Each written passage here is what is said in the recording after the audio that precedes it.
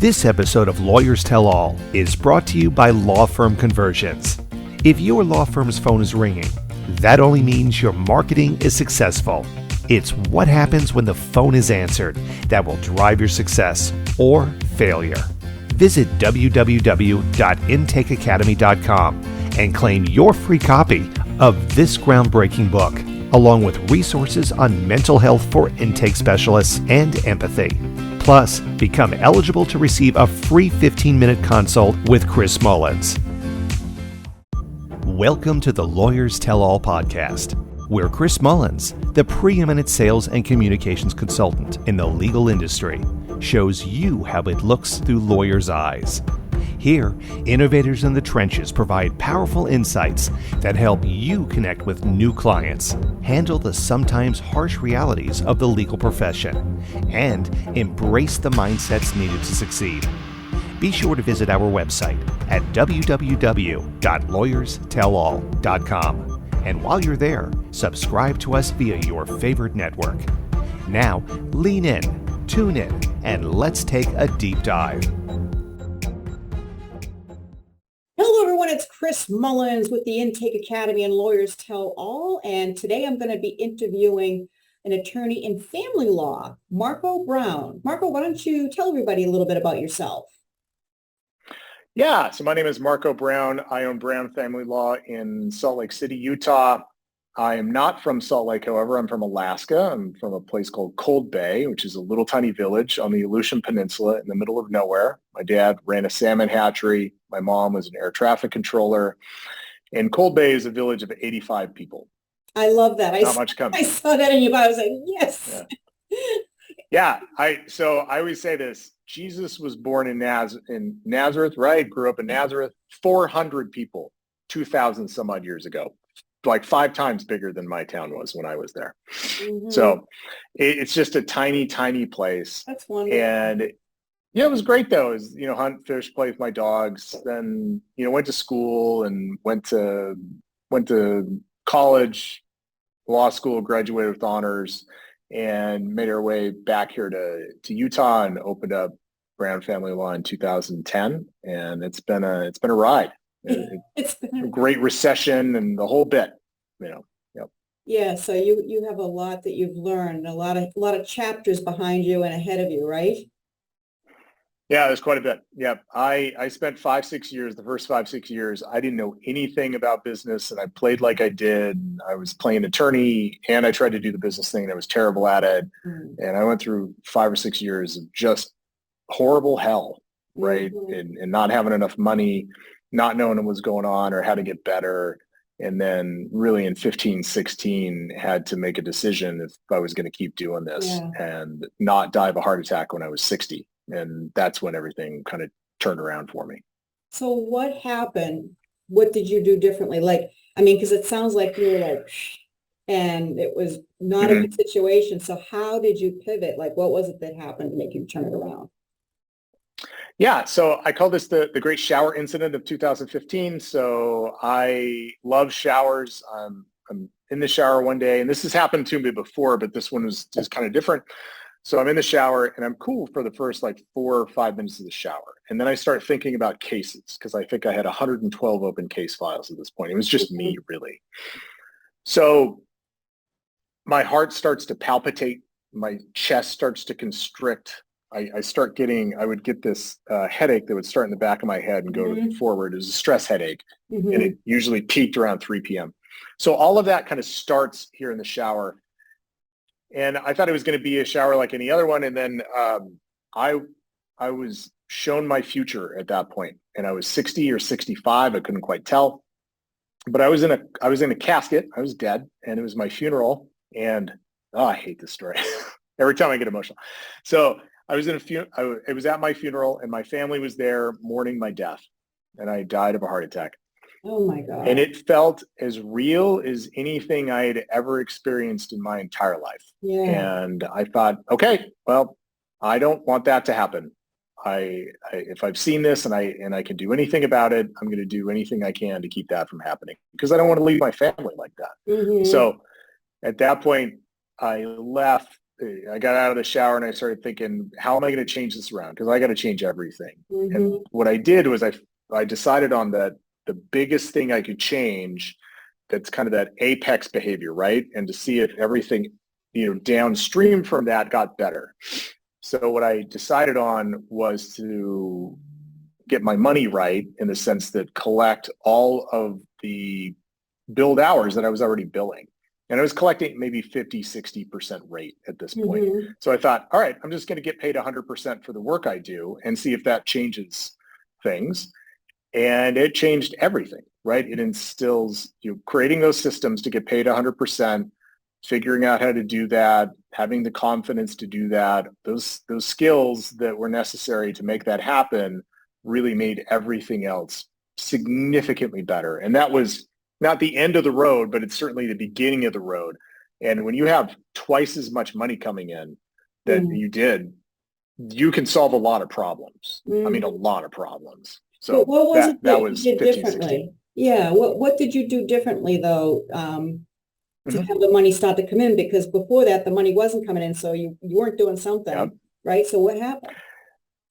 Yeah, exactly. So I started sending out invoices every month. I think that was probably the first thing I did, because I would send them out every 2, 3, maybe 4 months. And that's terrible, because your clients are not going to pay you if you do that sort of stuff. Mm-hmm. So I started sending out invoices every month.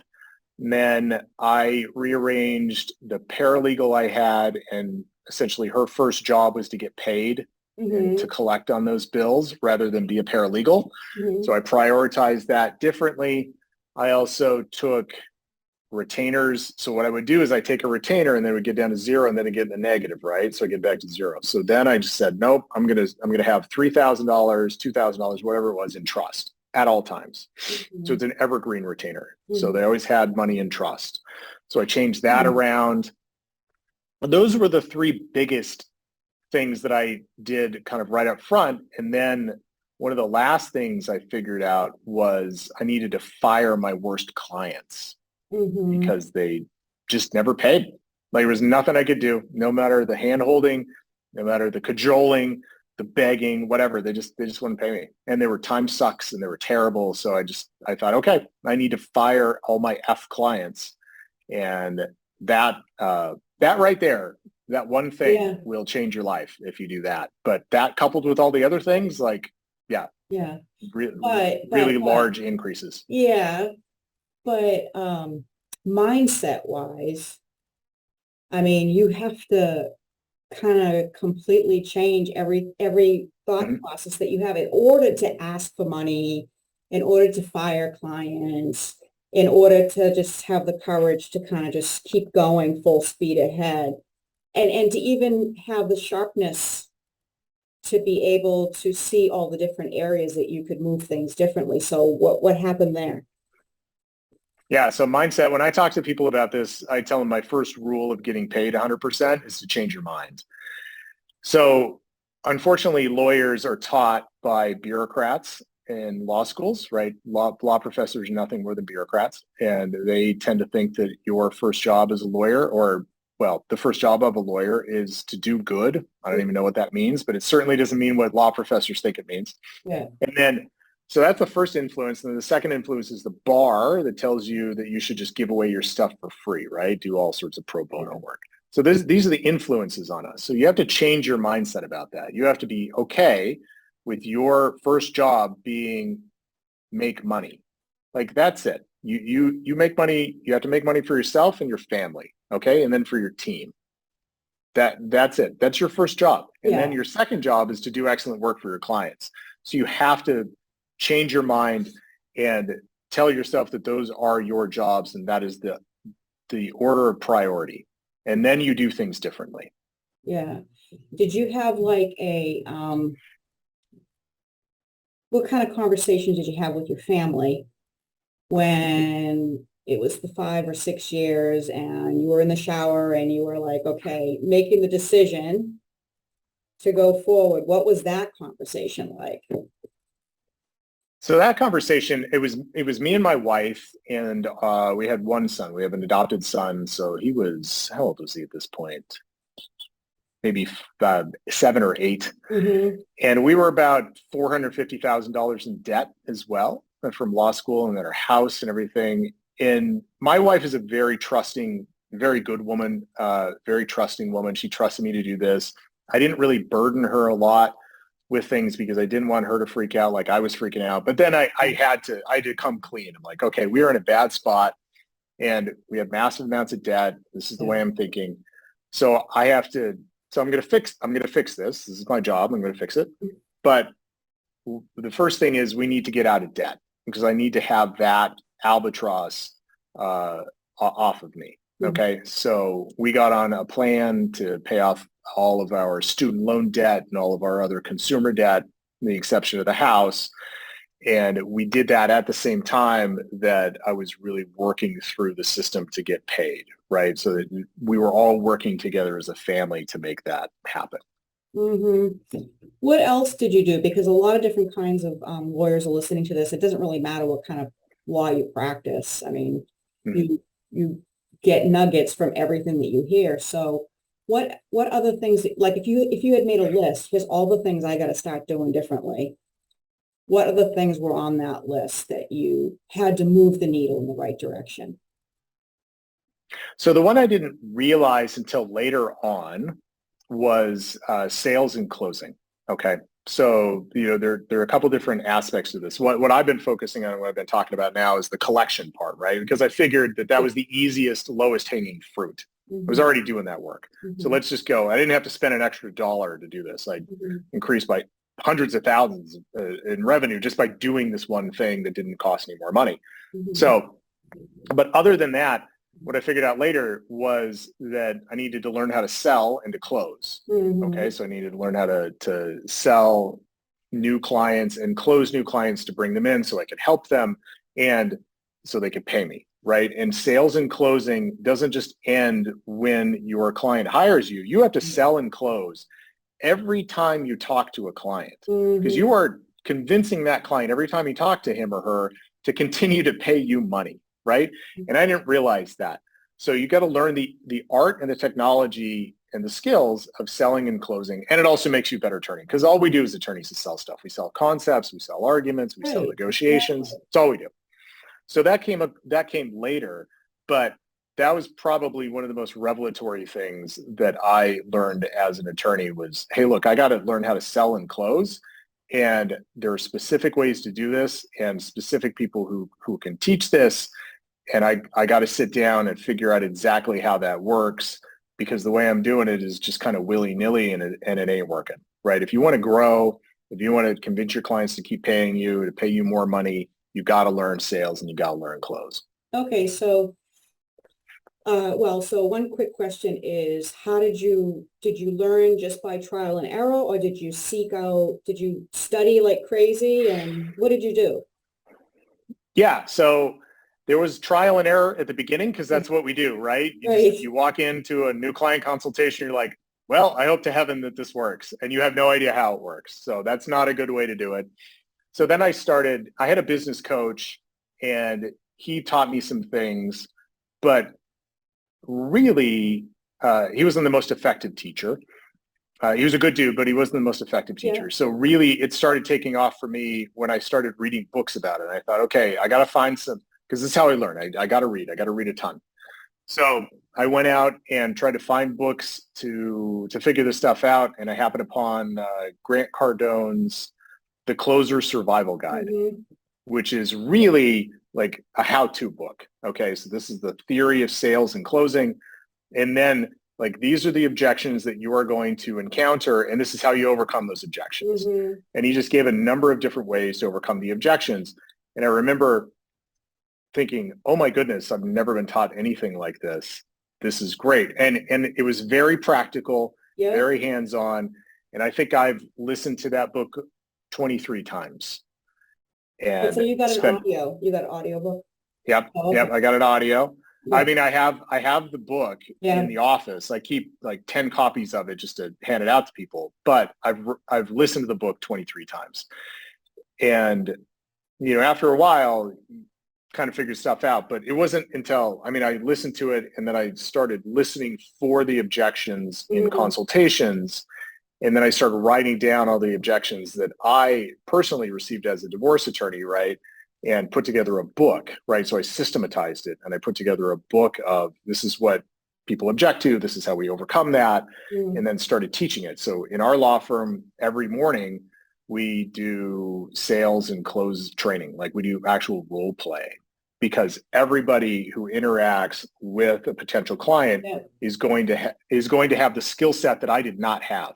And it has taken me thousands, if not 10,000 plus hours to figure this stuff out. Because I just ain't that bright a guy. So it took me a long time. Oh, come on. You're just beating yourself up there, right? So what about, have you ever gotten into Dr. Robert Cialdini? Yeah, I've read some of Cialdini's stuff. I've read Influence, you got back there. And then what was the other one? What's his other big book? I can't remember.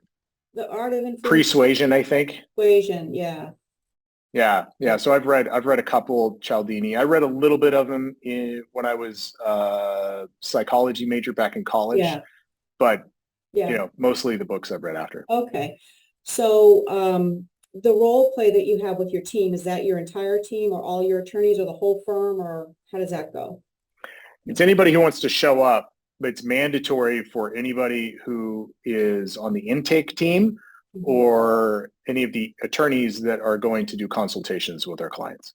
Okay. And you just kind of throw out different scenarios and they have at it. And yeah, so we do a module from Grant Cardone on sales and closing, and then that's about 10 minutes, and then we do 10 minutes of role playing. So this morning I did what I call dealer's choice with a fake. So dealer's choice is the person that's acting as the client gets to make up whatever objection they have, and then there has to be a fake. So there has to be some objection that's not the real objection, right? So the point is to get around the initial objection so you can get to the real objection and then deal with that and overcome it. Okay. So that's just one example. Yeah. Okay. Now, did everybody read the same book that you read in your firm? Boy, has everybody read it? No. Well, they've read the sales and closing book that I wrote. They haven't read the Closer Survival Guide. I mean, I give it to them, and some of them have, but they've all read my book. That's mandatory reading if you want to interact with clients in a sales position. Yeah. So maybe they read the other one too, and they have to do a book report or something like that. Yeah. So what about your firm right now? So you talked about how things weren't so great, and then you finally turned it around. How many attorneys do you have? How does it look right now? Yeah, so we have 10 attorneys right now and 3 paralegals. We just hired 2 attorneys and a paralegal. And then 3 people on the intake team. I think we have 17 total employees, if I'm not mistaken. It's going well. There's always stuff to do. Like this week, I'm sequestering myself in my office. I'm going to write standard operating procedures and get some things systematized that I should have in the past. So, there's always stuff to do. And we have competition, and we're going to expand into other states. So there's stuff. There's stuff constantly. But I can tell you that now leading a law firm of this size with a nice profit margin is 100 times easier than being small and trying to do this stuff on my own. Bigger is easier than smaller. Yeah, right. Absolutely. What about family law? What is it that made you decide to get into family law? When I started in 2010, it was right during that Great Recession period, right maybe at the tail end of it, but it was still in the throes. And I literally just took anything that came in the door because I needed cash, or I thought I needed cash, right? Now I tell people to do it differently than I did because that was a mistake, but that's the way I did it. And I had a lady that I knew came to me and said, I need a divorce from my husband. He cheated on me. And I said, great, I can help you with that, because she had money and I needed money. So I stayed up till 3:00 in the morning. I had no idea about divorce in Utah at all. Stayed up till 3:00 in the morning the day before she came in, studied divorce in Utah, and then met with her the next day, took the retainer check, and we we went through the process. It was and got her a good result, and it did well by her kids, everything. And I thought, oh, I kind of like that. And then as time went on, more and more people started coming in for family law. And I figured out that I was really good at it, like really good at it. And in 15, and then it became, after 2-3 years, that was all I did. I just decided to stick to family law. That was it. In 2015, I won Family Law Attorney of the Year here in Utah, as voted on by the bar. So I became very good at it very quickly because I just enjoyed it. I enjoyed the feeling of it. And I had a personality that allowed me to do it. And a lot of people don't have that personality, but for whatever reason, I do. Okay. So what would you say to the attorneys out there that are just, they're really not in a good place mentally? They're in a pretty bad place, regardless of the type of law it is, but they're just, and regardless if it has to do with, the exact situation with your business, it doesn't matter. I mean, just what would you say to them? What would you say to them to turn things around? Because they're really in a bad place mentally. Yeah, it's terrible. So 56% of American attorneys are solos, and the average solo makes somewhere in the neighborhood of $70,000 a year. Bills somewhere in the neighborhood of 400 hours a year, but works 2,000 hours a year, right? So just humongous amounts of wasted administrative time, sales time, all these things. And then not a ton of money to pay their team and to pay themselves and their families, right? It is a recipe for mental disaster. I'm not a therapist. I think most therapists are kind of worthless at what they do. And my grandmother was a PhD psychologist, and I almost became one. So I say that with the utmost respect. Most of them are. So I don't want to talk about that so much because that ain't my wheelhouse. But what I can tell you is that if you change your law firm and make significantly more money and do less work, then you have a lot more room to spend money to solve your problems. Okay. So let's say that you become more efficient and effective and you get paid 100% for the actual work you do. You're going to cut down your hours by a third, 50%, whatever it is, right?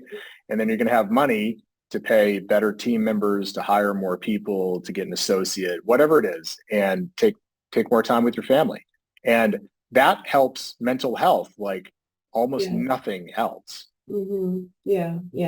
I would think too that, surrounding yourself with the right kind of people is important, like taking a look at your circle and deciding, okay, where do I have to make a change there, which is could be a pretty tough decision to make. Yeah, it absolutely can. And it starts with your clients, right? You should fire. This is one of the things I talk about when I talk to attorneys about getting paid. You should fire your worst client today. And your worst client is the one whose face came up in your head when I said fire your worst client today, because it always happens. Invariably, somebody's face comes up in your mind, and that is your worst client. So decide today that you are going to fire that person and get rid of your F clients, and that's going to change your environment. That's going to change the amount of time that you spend on your cases. It's going to allow you to focus on your A players that pay you more money, and so on and so forth. And then from there, once you have that confidence that you can fire your clients, then you can start doing that with the people in your office. Maybe you have a paralegal that is just not pulling weight, and you want to work with A players. You already have the confidence to get rid of C or F, D, and C players. So get rid of that paralegal and hire an A player, man. And you'll have more money to do that. Yeah. Why is it that we already know the people that don't work in the department, that don't work in the firm, that they need to go? We've done everything that we can to help, and it's just not working. And but we just stick our heads in the sand and we don't do anything about it. Why is that? I think it's partly the devil you know is better than the devil you don't. Also, look, we're attorneys and people tend not to like us a ton. So we want to be liked, and we just don't want to be the a-hole, right? Yeah. And it's tough. This is not one of the things that I'm great at. I need to be able to fire people more quickly than I do. But I try to really train them and think, hey, it's probably my fault that you're not doing this. And I need to get over that. Just let those people go. let them get to a better situation where they're going to be successful, because they're never going to be successful with you. Just go find A players. And maybe there's a place, maybe there's another job in the firm that they are well suited for. Maybe that's the first step.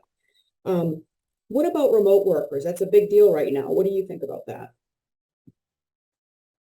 I have two remote workers. So my CMO is remote. He lives in Minnesota. And then I had a paralegal who is remote. She's actually not with us. So I have one lady on the intake team that is remote, but she's not going to be with me for very much longer. So I mean, it's okay. I don't really like remote work. It's not who I am. That's a personality thing that I've just chosen. I don't really enjoy it. I like my team around me physically. I want to be in the same space. I want to convey lessons. I want to be able to just go talk to people and do that and do it in real time, face to face. Nassim Taleb is a thinker and an author, and he says any human interaction that isn't face to face is deleterious to your health. And he's probably correct, right? But that's me. That's my personality, and I like to have people around me. I have a friend, Billy Tarasio, who is a very high level divorce attorney in Phoenix, and she's all remote. And she's totally cool with it. And she's just figured out a system to make that work. That system would not work for me. Yeah. So you have to figure out who you are as a law firm owner. And then if you got some, law firm guru guy saying, no, this is the way of the future, you have to allow people to remote work 90% of the time. Screw that person. Mm-hmm. That person doesn't know you. They can't run your law office. So, no. Yeah, I think it's more about the situation, not like, oh, this is what everybody's doing, so we have to do it. Yeah, that's exactly. Hire for attitude, and then you can train anybody with skill if they have the right attitude and character. So, what about like the best practices, a short list that you would give to attorneys right now if you were speaking to a group of attorneys? And they just wanted you to give them exactly what you could give them, a short list that they could just go and implement right away. I mean, in addition to fire your worst client right now. When it comes to getting paid, is that the subject matter? Just turning everything around. Like what would you say short list is? Yeah. Again, get paid 100%. That's the first thing I tell people. So first change your mind. Right? You have to change your mind, and you have to want to make money. Okay. And do not feel guilty about it. I will absolve you of all your guilt or whatever, right? Just go make money. Send out invoices every month on the first of the month. And that is sacrosanct time.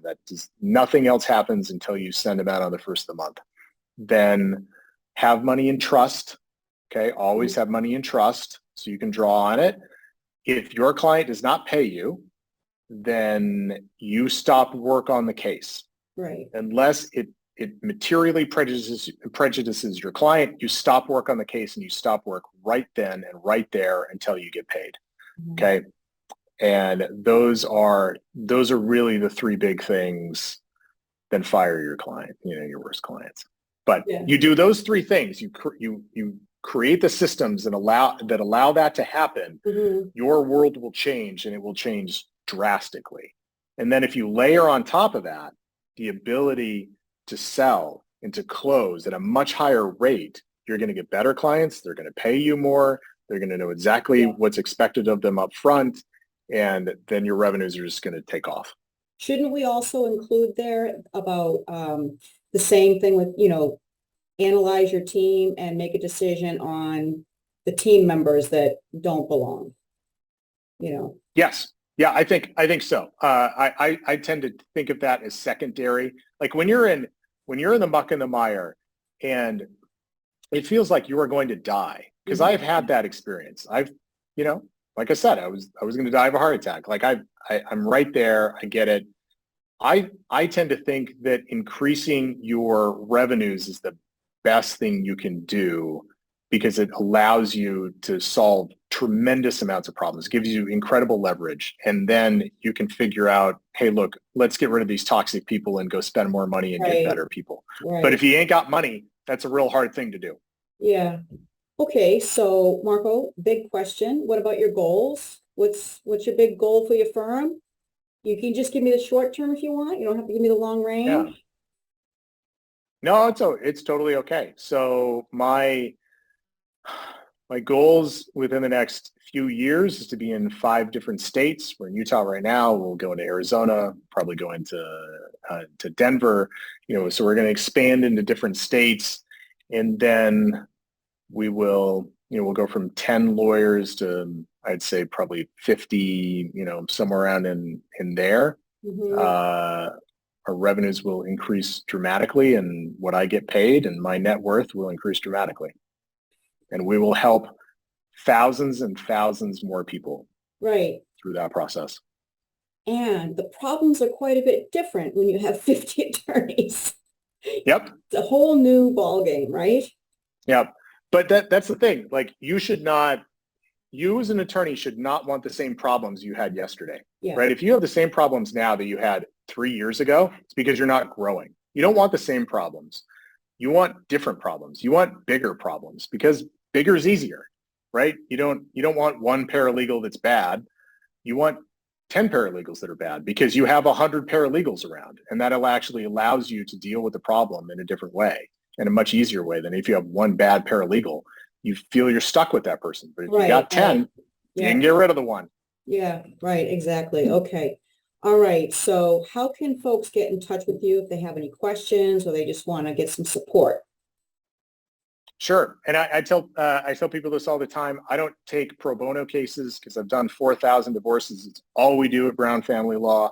Done it so many times, it just makes my head spin. Mm-hmm. So I don't take those cases because I don't need another divorce case. My pro bono is I help my colleagues to think through their law firms and, make more money and do these things. And I don't charge for it, right now. Maybe I'll do coaching one day, but I'm not doing that. I just want to talk with people and help give them some practical advice to overcome where they are right now, because I've been there, and it's I've been in that awful space where I feel like I can't get out. Yeah. I feel like, I don't want to be an attorney anymore because it's just terrible. And, I figured out that I love being an attorney. I absolutely love it, because I figured out how to get paid for it and to get paid well for it, and then to take care of my team and my family. So if that's you, you can give me a call. Office number is 801-685-9999, or shoot me an email. It's marco@brownfamilylaw.com. Fantastic. All right. Well, excellent. Any last words? Look, if you're in a really bad spot in your law firm, you don't have to be. You can make this. You can make things better. You just need to be taught how to do it and then go execute on it. All right. Well, thank you so much. I appreciate your time. So long, everyone, with Lawyers Tell All. We'll see you again. Bye-bye. Thank you for tuning in to Lawyers Tell All, where Chris Mullins takes you on a journey with lawyers in the trenches who show you the realities of what it takes to succeed in this chaotic, crowded, ever-changing profession. Remember to visit our website at www.lawyerstellall.com and enjoy even more great episodes like this one. Again, while you're here, subscribe to us via your favorite network. We look forward to seeing you next time on Lawyers Tell All.